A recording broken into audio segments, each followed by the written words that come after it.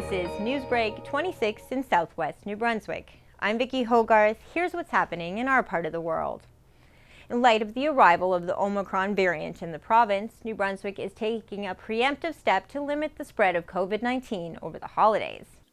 Based on the recommendation of Public Health, all zones in the province will be moving to Level 2 of New Brunswick's COVID-19 winter plan. The move to Level 2 will go into effect on Monday, December 27th at 11:59 p.m. The full list of Level 2 guidelines, which includes limiting a household's list of close contacts to a steady 10, is available on the GNB website under the province's winter plan. The decision to move to Level 2 is meant to allow New Brunswickers time to enjoy the holidays while also preparing for a wave of the highly transmissible Omicron variant that's inevitably to come. When Omicron replaces Delta as the dominant strain in this province, as is happening elsewhere, we expect the number of COVID-19 infections will double every 3 days. That is an exponential growth. At that pace, our modeling suggests that we could see up to 250 new cases each day by early January and as many as 400 new cases a day by the end of next month. We are reacting now based on what we see around us. And as the minister said earlier today, when you get a forecast of the storm coming, you start preparing, and you start battening down the hatches and closing in the windows. And so what we're doing is we're tightening up, while at the same time, the balancing act of all of this is, what will people accept?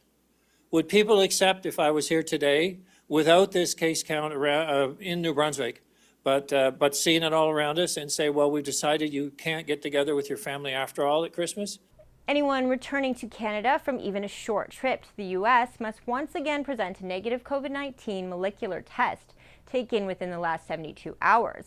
Although the province had originally planned to stop funding the seasonal ferry to Campobello Island to run through the winter, which it has done since the start of the pandemic, the Higgs government has reversed this decision in light of the arrival of the Omicron variant. The ferry, which is the island's only link to the mainland that doesn't require traveling through the U.S., will now continue running straight into its regular summer season, which begins in May. 2 Atlantic provinces are imposing new travel restrictions on interprovincial travel in time for the holidays. All people arriving on Prince Edward Island starting December 22nd need to self-isolate for 4 days. Travelers will be given 2 rapid tests, one for day 2 and one for day 4. If both tests are negative, the person may come out of isolation. Travelers to Newfoundland and Labrador must self-isolate for 5 days upon arrival and take a rapid COVID-19 test every day for 5 days, after which point they can leave isolation if all results are negative.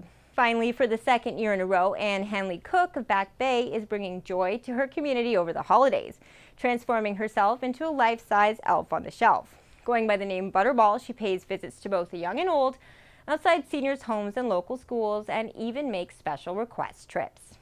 I didn't break out of the box till December 2nd. People like to laugh, they want to be cheerful and happy because we live in a depressed world right now. And the kids walk down the hill from the school with the principal and the teachers and with their letters in their hands to put in the mailbox, and I gave them all a little treat. And you could hear them coming down the hill singing Christmas songs and hollering to Butterball, and I enjoy doing it. That's all the news I have for you. For more stories and live-streamed COVID-19 updates for New Brunswick, follow us on Facebook at CHCO.TV. A news and public affairs production of CHCO-TV, New Brunswick's only source for independent community television.